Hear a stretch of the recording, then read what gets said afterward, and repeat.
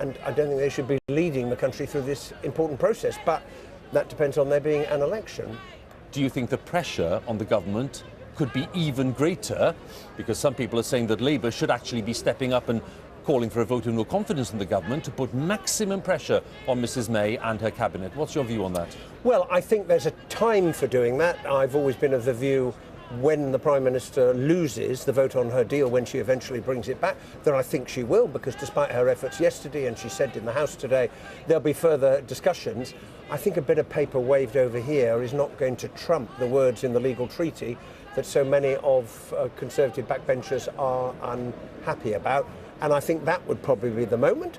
Now, if there is the possibility of a change, well, all well and good, because I think that would be in the national interest, not just because of Brexit, but for other reasons. But if there isn't going to be an election, then we confront a real choice. I think there are only two choices. Either the government says we're looking for a much softer Brexit, EA plus a customs union, which you and I have talked about before. I think increasingly, however, we're probably looking at taking the issue back to the people. You think so? And it would not surprise me at all if the Prime Minister were to say, my deal's been defeated, you know what, I still think it's the right deal for the country, and I'm going to put it to the country in a referendum, and then off we go in deciding what the question or questions are, because increasingly it's hard to see how this is going to be resolved otherwise. And maybe the people will have to have the final say. But that would be, for some people, an immensely provocative thing to do, and there would be immediate questions about the legitimacy of the democratic process. That is entirely true, and therefore it depends what question or questions would be on the ballot paper. And I think the dilemma for parliamentarians, the Prime Minister says, OK, my deal's on there. There would undoubtedly be a move, if we're having a referendum, put Remain on the ballot paper. The question of this Brexit. Now, well, what is this thing? And members of the public would say, what is this managed WTO Brexit? Is anybody got a plan I can read? Do we know what will happen to all of the things that will be affected if we leave without a deal? What if the European Union doesn't agree to negotiate side deals or arrangements for aviation, or the way in which customs are operated in France? We've been taking evidence on this in the Select Committee for a long time, and that really is a step into the unknown and would be damaging, we know, for the economy. Now, how can you put on the ballot paper, the question will be put, a proposition which no one can really explain? On the other hand, you ask a perfectly legitimate question about the perceived validity of a referendum in those circumstances. And if we get to that point, we're going to have to grapple with that in the House of Commons.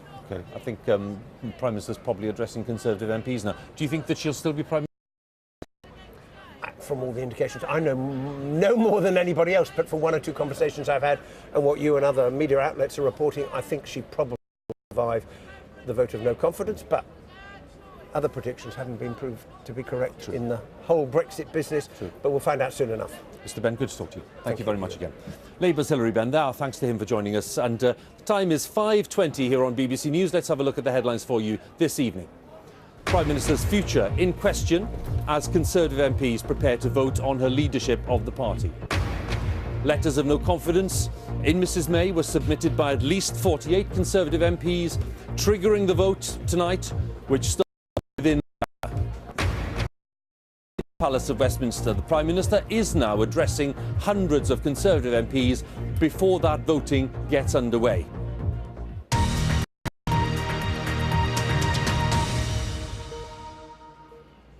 So with 40 minutes to go to the start of the voting process which lasts for 2 hours, this confidence vote in Theresa May, 40 minutes to go. Let's take stock with our Europe reporter Adam Fleming in Brussels. We'll get reaction there to what's going on here today. First, Vicky Young, our chief political correspondent in the Houses of Parliament, right at the centre of things. Vicky, what is your sense right now of the mood among Conservative backbenchers? What have you been able to gauge this afternoon?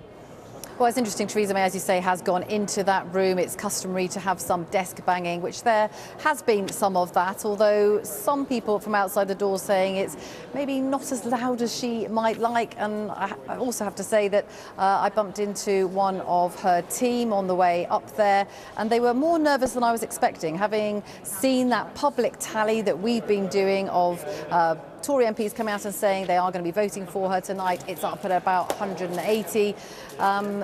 Downing Street, though, not as confident as you might expect. Now, that could, of course, be expectation management, but I think their real worry is that the number of those against her is so high that looking ahead, even if she were to get that Brexit deal through Parliament, they have a lot of legislation to get through, and you just cannot do that if you've got a very, very restless, fractious party who are willing to go against you. So, although they're saying that they're confident, I just think they must still be very concerned until they get that final result at about 9 o'clock. I know the numbers are tricky, Vicky, obviously, but 15 Conservative MPs, what would be a good result for the Prime Minister? 200 plus would be a good result for her? It would, although, you say that, actually that means that an awful lot of her own party do not want her to be their leader. Now, in any normal time, if you've got 100 people voting against you in that scenario, you would probably be forced to go. And remember, people look back under different rules, but sometimes the leader might survive on the night, but actually the pressure becomes so great that they can't carry on. Now, on the other side, there are cabinet ministers and ministers I've been speaking to today who say, look, if she can get through and win, it does give her some more room for manoeuvre. It means that she is, for a year, not able to away, but it doesn't solve, does it? She gets that deal through Parliament. That is still a huge problem for her. I think it's striking. Her spokesman said today she does not regard this vote tonight as telling us anything about who leads the party into the next general election. So I think she has probably been forced to say to someone on her own side, look, I am not, despite what I've said in public a few times recently, I'm not planning to take the party into the next general election, because there are many MPs who feel that they're in this mess now because of her decision to go to the country and lose that majority for the Conservatives, which means, of course, she's dependent on the DUP, who she just doesn't seem to be winning round. And all of that still means there are many problems ahead unless she reaches out across the House of Commons and tries to bring in MPs from other parties, which in itself, of course, causes huge turmoil in her own party. And all of this, Vicky, after a day of pretty much unprecedented showing of support and expressions of support right across the cabinet. Cabinet members have been on every conceivable media outlet telling their colleagues, their backbench colleagues and ministerial colleagues, to back the Prime Minister. And yet, as you say, there is still a big degree of uncertainty around the level of support. Yeah, and that is partly because people think that not everyone is telling the truth necessarily. We've had one Conservative MP saying that he's pretty irritated because, lots of people are saying that you've got to support the Prime Minister, but he said those same people in some cases are coming up and trying to gauge the support that they might have if there is a leadership contest. And I think that is the problem for the Prime Minister. Yes, this could buy her a little more time, but if it comes to long-term stability, she simply can't be sure of that. And in the end, it will still be about her Brexit policy and whether she has enough people in the party who will back her on all of that. So there's no doubt that there is still jostling for position, because if she's going to make it maybe clearer in this meeting she's in now that she is not going to go into the next election, we know what happens when a Prime Minister says that. Immediately, any authority you might have had does start to fade away even more, because people think you're going to be out the door pretty soon. Vicky, we'll let you get back to where that meeting's taking place, and if clearly if there are reports coming out of it soon, we'll be back with you straight away. Vicky Young there. In Brussels, let's talk to our reporter there, Adam Fleming, who's also keeping tabs on the reaction there. What is the perception there today, Adam, of what's going on in Westminster? Well, nobody is saying anything on the record in public. The EU institutions and the other EU leaders really do not want to get involved in a British domestic political situation. They certainly don't want to make things worse for Theresa May, in case that makes it even harder to get the Brexit deal through the British Parliament. In private, though, officials cannot stop talking about it. And they think, though, that Theresa May is going to win tonight. That's based partly on the BBC and others' calculations about how many pledges of support have been made publicly by MPs at the moment. And they say the same three things over and over again about all of this. Number one, this is not Theresa May's deal. This is the UK's deal. The UK government, the cabinet, has signed up to this last month, so it's not about her personally. Number two, the deal is the deal. This is the EU's best offer. Legally and politically, this is as far as they can go when it comes to the Brexit deal. So a new change of personnel wouldn't necessarily mean that there's a better deal on offer. And the third and final thing they say is, again, the problem is not a personal political one with Theresa May and who's in charge. It's the fact that the House of Commons, Parliament, is divided on what it wants from Brexit. And if I'm honest, the attention really isn't on the committee corridor in Westminster here in Brussels. It's on the meeting room tomorrow where EU leaders, all 28 of them, will sit down for a summit at 3 o'clock Brussels time tomorrow. The working assumption in Brussels is that Theresa May will be here as the British Prime Minister, and not a British Prime Minister who's facing the exit door or a caretaker, but the British Prime Minister who's still got the job of taking the Brexit deal through Parliament. That Brexit deal, Adam, again, which has been the subject of so much debate around what is adjustable or even renegotiable in that deal. And again, the line from Brussels has been pretty consistent on that. Yes, and we heard Chancellor Merkel of Germany saying exactly the same thing again today, which is the deal is the only one that's on the table. And people's focus, as I said, is on the summit tomorrow and what Theresa May is actually going to ask for, because she said publicly she wants assurances from the EU that will reassure the House of Commons that the backstop, the backup plan to avoid a hard border on Northern Ireland, on the island of Ireland, is not the preferred. And that is where officials are looking at. They are not looking at legally binding guarantees that will tinker with the backstop in any way. They say the legally binding thing is the withdrawal agreement. What they are looking at is some kind of form of words that would highlight the good bits of the withdrawal agreement and the political declaration on the future relationship. The bits of those two documents that highlight and specify and kind of say that the backstop is no one's preferred option and everyone's preferred option is a really good future relationship deal that does not mean you need the backstop. That is not a legally binding bit of treaty text or a protocol or whatever you want to call it. That could just be a document spelling out what the EU's been saying all along. Adam, many thanks for that. Adam Fleming there with the latest in Brussels. In a moment, I'll be talking to the former Conservative Deputy Prime Minister, Lord Heseltine. I want to go back to Vicky Young in the meantime, just for a quick update on what the Prime Minister's been saying. Vicky? Yeah, there are some words coming out from that meeting from those who were inside. And as we were talking about earlier, this suggestion from a spokesman earlier that she did not regard this vote tonight about who was going to lead the party into the next general election. It seems that she has told people in the room, she's told those MPs that she won't be leader at the next election. She said that in her heart she wanted to lead the party into the next general election, but she said that this vote today was for her leadership now, not then, not in the future. So I think that she has felt she's had to give that assurance to MPs in order to get them to back her tonight. She's had to make it clear to them that she does not intend to go to the next general election as their leader. Now, what is not quite clear is if there were to be a general election before the next one is supposed to be, which is 2022, would she actually stand down or not lead them then? That is not quite so clear, but we'll see if that has done the trick for her when we get the result later. Vicky, many thanks. Vicky Young there with the latest for us. And with me is Lord Heseltine, the former Deputy Prime Minister. Thank you so much for joining us.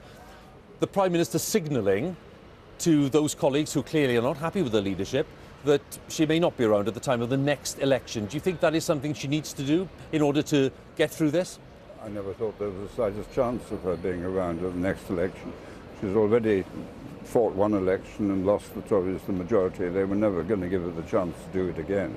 So she's just spelling out what you think is the obvious? Well, I think she's in very serious trouble. Not over this particular leadership challenge. I think my whole instinct is she will win that. By how much, I don't know, but she will win it. But that's not the issue. The issue is whether she has the authority of Prime Minister to say, I command a majority in the Commons. And she ran away from that when it was obvious she didn't. But the facts remain. That's not changed? Nothing has changed. The deal is there. It is the only deal. And it's not going through the Commons. Do you think there's any prospect that the Prime Minister can turn some colleagues and get them on board in sufficient numbers? Well, how? if you look at the numbers, the crude numbers, you look at the number of people who've resigned. Are they going to vote for her? They've risked their careers and all of that. Are the Brexiteers, are they going to resign? Are these guys who've provoked the challenge now today, are they going to vote for her? It doesn't add up. Which leaves us where? Well, what it leaves us, the frightening thing, it leaves us with the Christmas recess. When this place, which is the only place that can take decisions, is off for turkey and the mince pies. And now I hope that members of Parliament won't put up with that they will simply say we're not just going off to relax and enjoy ourselves when this enormous and very dangerous cloud is hanging over the future of the British economy and the British people. In practical terms, what does that mean for Parliament? What does it need to be doing? Well, the first thing is that the Labour Party must get off its ludicrous posture of calling for a general election. They're not going to get a general election, but of course it enables them to say, well, we need a general election, therefore we don't need to talk about the substantive issues because we want a general election. Now that is hypocrisy. So the Labour Party has got to come clean on the issue. Now my guess is that they will vote against the deal along with all the other parties, and that then leaves the issue, what is Parliament going to do? And it's very difficult to see how this Prime Minister can conjure up some alternative strategy, and therefore you have the frightening prospect of no deal. Now, my own guess is that Parliament won't allow that to happen. There will be a coming together of sanity, frankly. And I think that John Major made an important intervention earlier this week when he said that Article 50 needs to be withdrawn because we cannot act in a sort of panic, a sort of stampede, at the last moment. Now, if Parliament does rise for the recess, what it means is that we're going to see Parliament come back with perhaps a fortnight before there's a deadline. And in those circumstances, would you agree, for example, with what Hilary Benn was telling us a short while ago, which is that he can see now a rather clearer path towards a potential second vote? A potential second referendum? Well, I called for a second referendum 2 days after the last one because I never thought this thing would actually get through. And anyway, no one knew what they were doing. And the most evident demonstration of that is that no one here knew what was happening. The Cabinet doesn't even agree today what should be happening. So how could the public know 2 years ago? So now it's much clearer and the evidence is there, but the economic forecasts are all there. Then my own view that we need time, we need to clear out of the way this vote that is not going to win, and we need to say to the people, look, now you know something about the facts. It's up to you. Make a decision. Is the Prime Minister, who has been implacably opposed to this, is she in a position to actually offer that as an option or not? Well, I think the Prime Minister has a problem. She told us in the referendum that our national interest was to remain. Now she says our national interest is to leave. There's no other deal. But the fact of the matter is the only deal she's got on the table isn't on offer. It is not going to work. And therefore what she's really now standing for is no deal. That is a horrific prospect. And so I think it has to go back to the people. Just a final point, Lord Heseltine, on today's events. You said you expect the Prime Minister to win this vote. Do you expect, given what you know of the Conservative backbenchers and ministers, do you expect that margin to be comfortable for the Prime Minister or not? I think it's difficult to know because I'm afraid many people have said in your interviews and others, you never quite know the way they voted. You Surely know what not. they said, but you never quite know. But I suspect that the anti-vote will be of significant scale that anyone observing, and I'm thinking particularly of the other 27 nations of Europe, will say this Prime Minister does not have the authority of a Prime Minister. We'll see what happens later tonight. Lord Heseltine, good to talk to you. Thank you very much. Very much. Lord Heseltine there, very good of him to join us, the former Conservative Deputy Prime Minister, and with his thoughts on this process now and the very challenging circumstances for Theresa May, who is still on the in the room with Conservative MPs, trying to convince them before the voting starts This vote of confidence gets underway in about 25 minutes' time.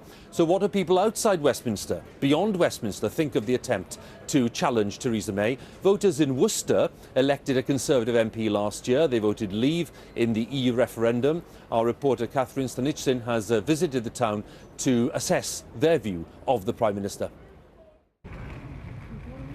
Christmas shopping in full swing in Worcester. It's one of only 2 topics that anyone is talking about. The other, the fact the Prime Minister is facing a rebellion. Mrs May needs supporting. I'm not happy with people's attitude towards her in the cabinet. If they don't like it, they shouldn't be there. That's how I feel. She needs support. She was forced into the job, Mrs May was, through Cameron. And give her a chance, for God's sake. Who else is going to actually do a better job? And I don't know is the answer. I certainly don't think some of the potential new leaders who are going to put themselves forward for the Conservative Party, they certainly wouldn't get my vote. I'm not going to name names, but... Go on, name names. Rather tall blonde gentlemen. Anya Podser has been a jeweller in the city for almost 25 years. She famously made jewellery for Margaret Thatcher, but as a staunch Conservative, says now is not the time to change leaders. I think they should have supported her more from the start, instead of maybe doing it to their own, for their own good, rather than supporting her in what she's already negotiated. And to come up with such last minute, to not give her support, I find very weak, and we now need to stick together and get on with it. The Tory majority was cut here in Worcester at the last general election, but it remains a Conservative city in a Conservative county. Many people I've spoken to today remain loyal to the Prime Minister, but for others, it's a welcome opportunity for a shake-up. And some people on this ancient street think that's long overdue. I think it's a time to get rid of the whole Conservative Party. I mean, they've obviously shown that they're not together. If someone thinks they can do better, then that's what it'll be, but it's obviously going to miss the deadline now. We're not going to be ready for next March, so it's a bit of a mess all round. I think the British people deserve better than that. There are still those on the streets here and across the country who say they just want to get on with Brexit. Before that, though, could they be about to witness the death of a career? Catherine Stancheshin, BBC News, Worcester. Some of the views there in Worcester, back here on the green outside Parliament. Dia Chakrabarti is with me, the Brexit editor of the Daily Telegraph, and the political editor at the Times. Thank you both for coming. Thanks for having us. Sam, you've just been up in the committee corridor. What's going on up there? Well, I've just run from committee corridor where in June 14 Theresa May has been addressing the parliamentary party. This is the moment that MP described to me as the great big show of affection before those who are going to vote and stab her in the back and vote against her in the vote of confidence at 6 o'clock between 6 and 8 get to pretend that they're being loyal. One of the things about a Tory leadership election, it seems to me, is that Tory MPs seem to revel in this idea that they're the most untrustworthy electorate known to man.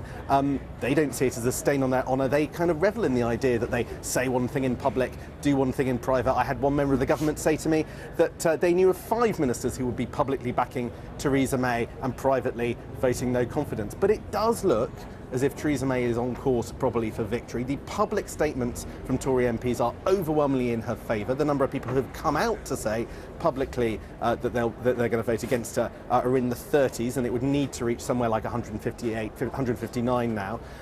Of course Tory MPs lie. They take pleasure in lying. They made that quite clear all day, but it's such a large margin that I would expect her still to be in office at least at the end of today. OK, do we agree with that, yeah? It's classic Theresa May, isn't it? I mean, so many times we've stood here, or maybe another gazebo, and said, this has got to be crunch time. This is the last time. This is the last week that she can be in power. And she comes back, and she's always there. I think by all... I agree with everything that Sam said there. I haven't really met anybody who thinks that there's a chance that that Theresa May might lose this. I think that the margin will be very, very narrow. I don't know whether Sam agrees with that, because I think a lot of people who are publicly saying they're going to be loyal might not turn out to be quite so loyal because it's a secret ballot. But ultimately, I think we'll be here next week talking about her and she'll still be Prime Minister. Well, the margin surely is very significant because, you know, if we're talking about Prime Minister containing damage caused by this process in the first place, surely the margin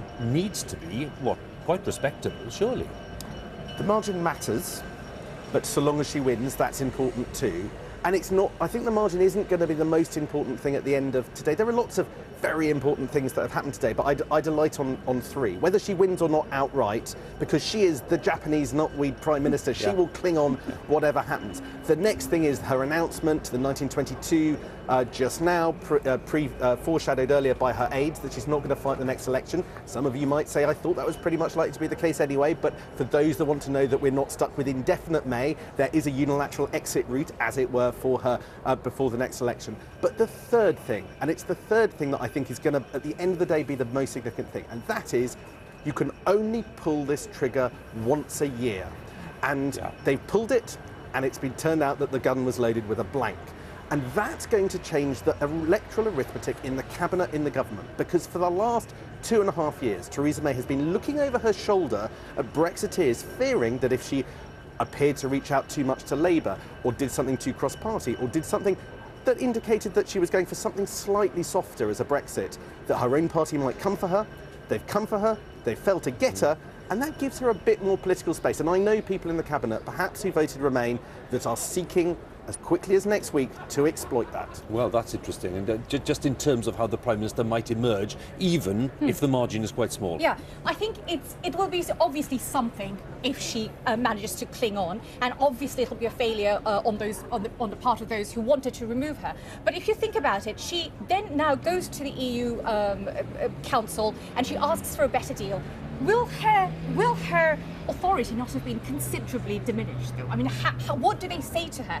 She still can't promise to them that whatever deal they offer her, she can get through Parliament, because I think that still stands. No matter how many people actually vote for her to stay in, parliamentary issue is still there. No matter how many people vote for her to be Prime Minister, they're not going to vote for her, I don't think, to get this deal through. What happens then? What sort of authority is she really left with, even if she doesn't leave office? Well, I suspect these are questions that we'll come back to tonight, and we'll see what the margin is. But thank you both for talking to us. That's great to see both Dia and Sam there with their views on what's going on. And of course, we'll chat a little more later on as well.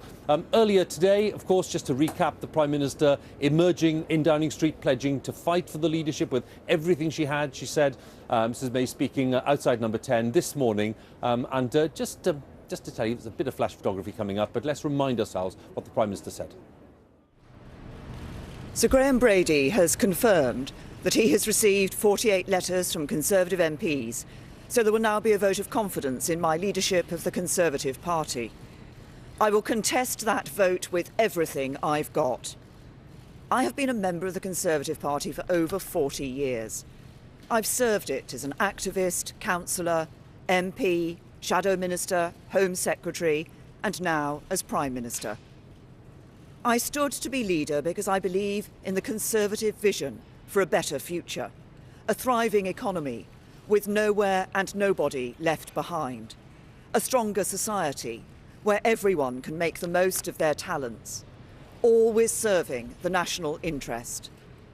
And at this crucial moment in our history, that means securing a Brexit deal that delivers on the result of the EU referendum, taking back control of our borders, laws and money, but protecting jobs, our security and our precious union as we do so.